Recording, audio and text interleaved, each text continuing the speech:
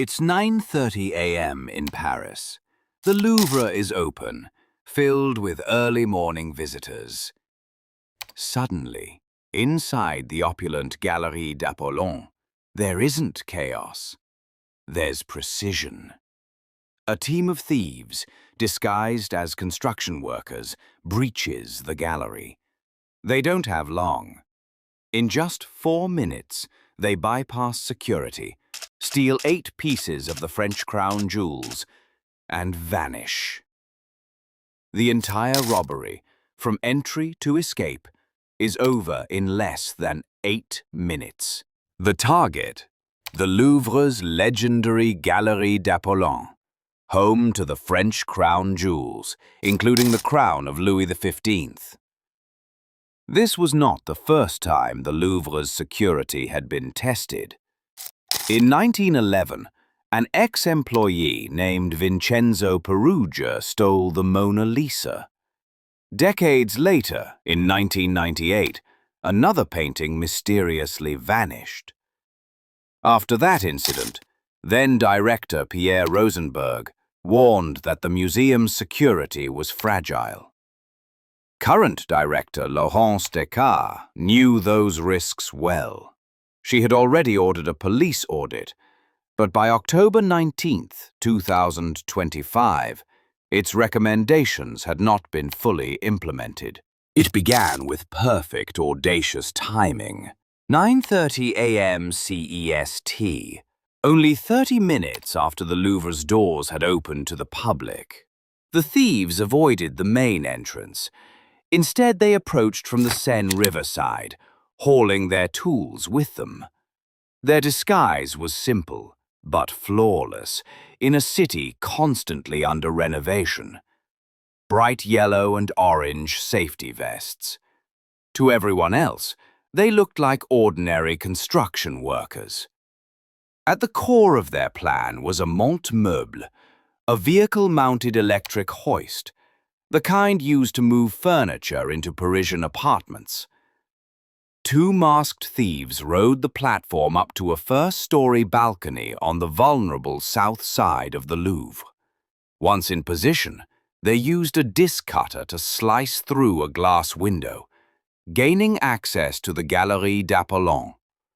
The loud, violent entry immediately triggered alarms, but that was expected.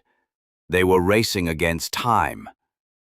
Inside, they confronted the museum guards, not with guns, but with their still-spinning power tools. In a blur of motion, they smashed open 2 display cases, looting 9 priceless pieces of royal jewelry. Then, just as quickly, they exited the way they came, descending the hoist's ladder to 2 accomplices waiting below on motor scooters.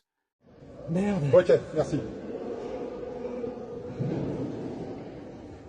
Les individus sont en scooter, ils vont quitter.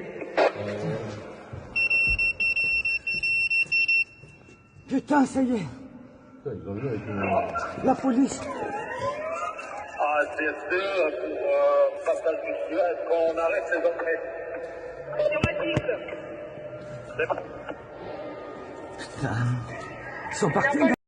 In their haste, they made one critical mistake. They dropped the crown of Empress Eugenie onto the street, reducing their final haul to 8 items.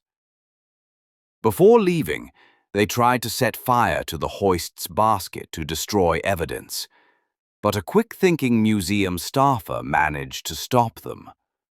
Moments later, they were gone, speeding along the banks of the Seine, then onto the boulevard périphérique, before vanishing south on the A6 autoroute. The entire brazen robbery lasted under 8 minutes, from the moment the glass was cut to their escape. Just 4 minutes inside the museum. The Paris prosecutor's office launched an investigation immediately. Prosecutor Laure Becot announced that 60 people were assigned to the case. Later, Interior Minister Laurent Nunez confirmed that the number had grown to over 100 investigators. Police scoured CCTV footage along the thieves' escape route. Photos from the scene revealed the small truck still parked near the museum, its hoist extended to the first-floor balcony.